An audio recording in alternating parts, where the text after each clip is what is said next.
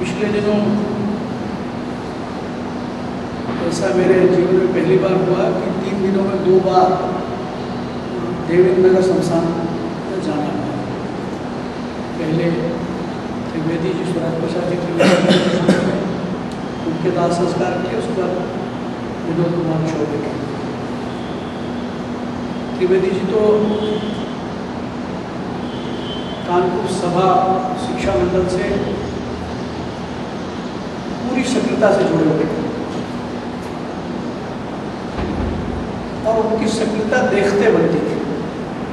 कोई कार्यक्रम हो वो समय से पहले यहाँ पहुँच जाते थे और मैं कई बार उनसे मिलकर बड़ी प्रेरणा पाता था और मुझे ऐसा लगता था वो 100 साल की आयु पूरी करेंगे।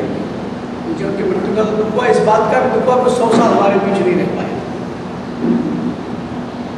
और अनुभव का बड़ा खजाना था। नाम के तरीके से स्वराज के आंदोलन, स्वतंत्रता प्राप्ति के आंदोलन में लगे रहे। उसके बाद स्वतंत्रता को बनाए रखने के लिए पत्रकारिता के जगत से जुड़े रहे और हमेशा मूल्यों के आधार पर उनका लेखन चलता रहा है और नाम के अनुरूप पूरी जिंदगी उन्होंने जी है। मैं उनको अपनी श्रद्धांजलि अर्पित करता हूँ।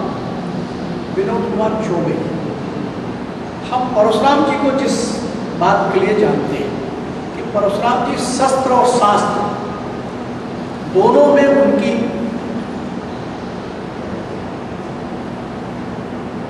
योग्यता थी।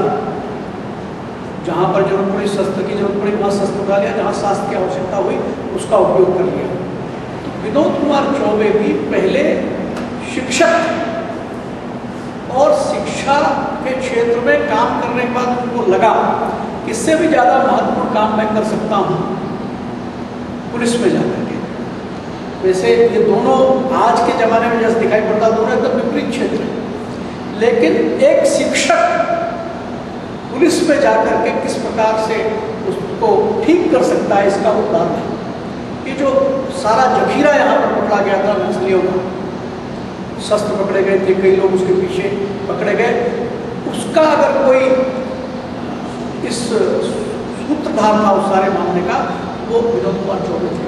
और उनके लोग मतलब शिक्षक अगर पुलिस में है तो किस प्रकार का एक वातावरण पैदा कर सकता वो इन्होंने दिखा दिया। क्योंकि मृत्यु के बाद किसी के कहने की आवश्यकता नहीं पड़ी।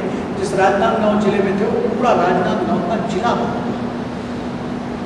तो ये उनकी शैक्षणिक जो मामला था, जिस प्रकार का शिक्षक रहते हुए उन्होंने किया, वो उसका प्रयोग वहाँ उनका। दूसरी बात जो वीरता की बात है, अब आज मैंने अखबार में पढ़ा कि एसीपी को वहाँ पर स्थानांतरित कर दिया गया, तो उसने कहा मैं नहीं जाऊँगा।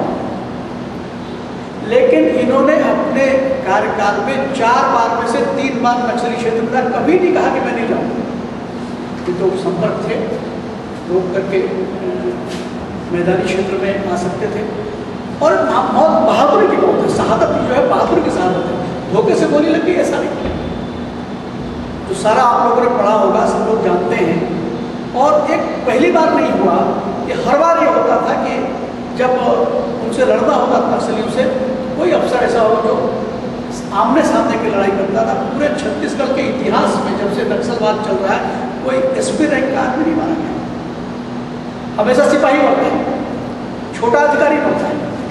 जैसे हिंदुस्तान की फौज का दुनिया में इसलिए नाम है कि वहाँ पर फौज का जो अधिकारी होता है वो सैनिकों से सामने आकर के लड़ता है, इसलिए हिंदुस्तान की फौज की बहादुरी को माना जाता है। इसलिए जहाँ जहाँ पर चौबे जी रहे, चाहे वो कांकेर हो, चाहे अंबिकापुर हो, चाहे राजनांदगांव हो, वहाँ पर नक्सलियों को पीछे ढकेला गया।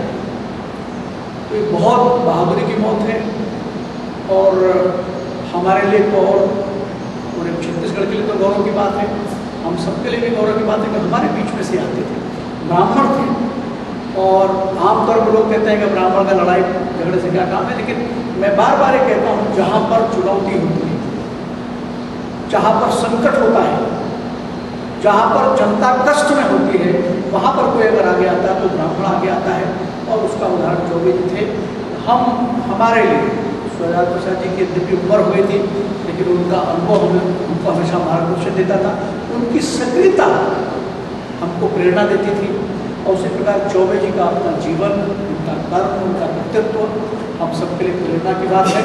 हम सब लोग उनकी मृत्यु पर श्रद्धांजलि अर्पित करते हैं और ईश्वर से प्रार्थना करते हैं कि उनके परिवार को इस दारुण दुख सहने की शक्ति दे, और उस माँ को भी हम धन्यवाद देते हैं जिसकी कोख से ऐसे रत्न पैदा हुए, जिन्होंने अपना प्राण देकर के भी इस देश के लिए, इस देश के लिए बहुत कुछ किया। मैं अपनी विनम्र श्रद्धांजलि देना चाहता हूँ।